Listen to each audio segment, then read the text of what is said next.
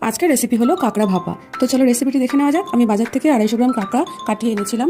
এবার সেটাকে ভালো করে ধুয়ে একটা টিফিন বাটিতে দিয়ে দিলাম। এবার এর মধ্যে সামান্য কিছু বাটা মশলা দেবো, যেমন আদা বাটা, কাঁচা লঙ্কা বাটা, জিরে বাটা, রসুন বাটা, সামান্য ধনে গুঁড়ো, কাশ্মীরি লঙ্কার গুঁড়ো কালারের জন্য, স্বাদ মতো নুন, পরিমাণ মতো হলুদ আর বেশ কিছুটা কাঁচা সর্ষের তেল। এবার এটাকে ভালো করে মশলাগুলোকে কাঁকড়ার সাথে মাখিয়ে নেব।